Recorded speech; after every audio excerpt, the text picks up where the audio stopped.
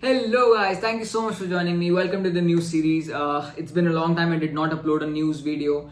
Was a little busy with some of paper crafts and other things that I'll soon be introducing. But for now, let's get back to the news. Last night, a horrifying incident happened at the Kozhikode International Airport. An Air India Express flight,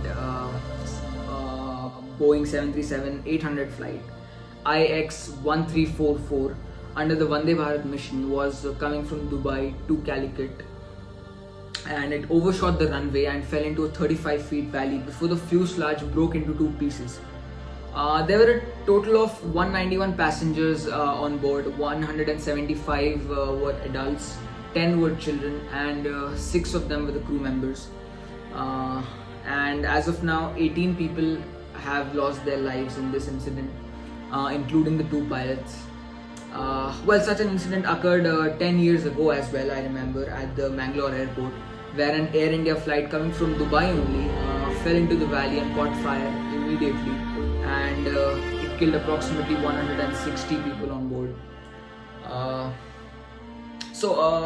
I've been hearing a lot of news since yesterday, and I've been actually giving a lot of focus to this and what people have to say about this, what the news channels have to say, what many other bloggers have to say about this as well.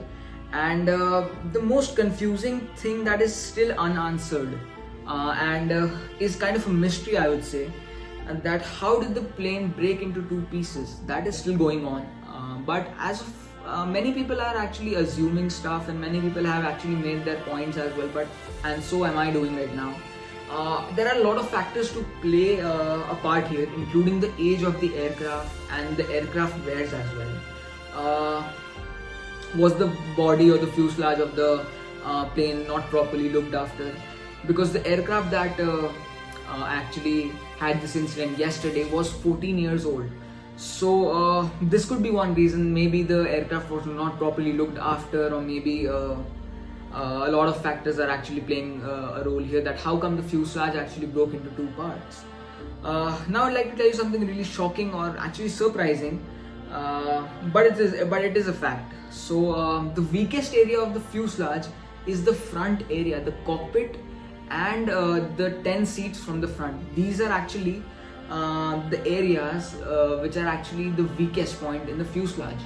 And yes, the people who have actually lost the life mostly were sitting in these 10 or 15 rows, and obviously the pilots that lost their lives. So if we take up a broader aspect in this thing, the first class seats and the business class seats in the aircraft are the most unsafe seats. Is that what can be inferred from this? This is actually giving me a lot of question, that is this true or not? But you know, let me get more of information on this thing, and I'll get back to you shortly that whether this thing is true or not. But as of now, what people are saying, the front part or the cockpit and the 10 seats are approximately 10 seats or 15 seats approximately are the weakest area of the fuselage. This is the first thing that I wanted to tell you. Second thing, the Kozhikode airport is a tabletop airport. I'll tell you in simple terms, an airport that is made at an elevated land by leveling the ground. So this is what tabletop airport means. As you might have seen some of the pictures, or maybe on Google Earth or Google Maps as well, it is kind of in a 3D map, it is a little elevated. As we know, the elevation is approximately 35 to 40 feet from the main ground level. If we compare this thing to the Mangalore incident that happened and the Mangalore airport, they have the same qualities. It is at the elevation, elevated lands and everything, but the elevation is not that high. So this is something that I actually inferred from all the information. The third thing, and rather a peculiar one, that I would like to actually tell you guys is, after the plane actually overshot the runway and broke, it did not catch fire.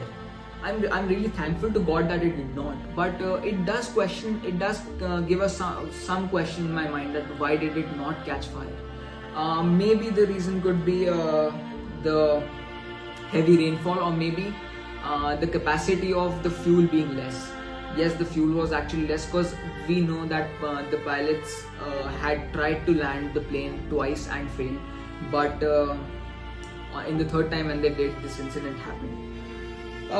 This is the third thing, and many people have this question in their mind right now: whose fault is it? Is it the pilot's fault? I would like to actually clear it to you guys. It wasn't the pilot's fault. The visibility during such a heavy rainfall is really less, and it is also said that the pilots tried to land the plane twice, right? But failed, and when they did for the third time, this incident happened. So there's one thing that I would like to include to this thing, my prediction or something that could be a reason for this kind of an incident.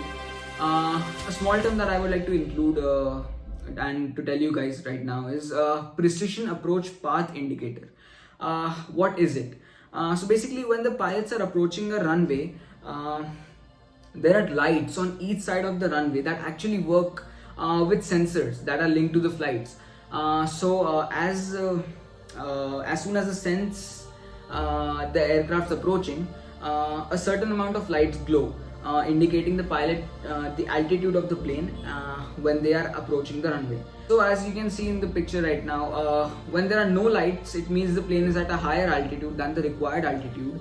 If one light is glowing a little higher altitude than the required one, if two lights are glowing, it means it is at the perfect altitude or the required or the necessary altitude that it is. And if three lights are glowing, it means that it is at a little lower altitude than what is required. And if four lights are glowing, it means it is at a really lower altitude than what is actually required of the aircraft to be at. So as we know, due to the heavy rainfall, the visibility was somewhere a problem. So it could be a reason that the pilots were having some issues seeing the path indicators. That could be a reason, maybe, or that could be a thing that may have been an issue.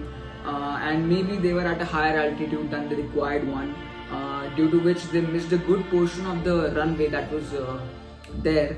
And when they had the touchdown, the major portion of the runway was already gone, and due to which the plane might have went ahead of the runway, and it had fell into the 35 feet valley as it happened yesterday. So this is the thing that I had for you guys. Practically seeing, it is a sudden blow to the passengers and their families as well, and somewhere in their mind they might be having second thoughts about whether to fly again or not, because obviously it gives a mental trauma to each and every person who faces such a situation in their life. I really pray to God that nobody has to ever see this situation, but like yesterday what happened, approximately 191 plus their families, including approximately 500 people, will now be really scared to fly again. So this is a mental trauma. This is the thing that I have for you guys. I'll keep you guys updated with this news if there is something really big going on in this thing. There are news coming out that they have recovered the black box or the flight recorder, as we say, where all the conversations between the ATC and the pilots happen and it is recorded. So that is being looked into right now, and let's see what comes out of the black box right now. That is what I have for you guys today. Thank you so much for watching. I hope you guys liked it. Please do not forget to subscribe to the channel. I'm hoping to reach 500 subscribers by the end of this month or somewhere in the first week of September. I hope I do that.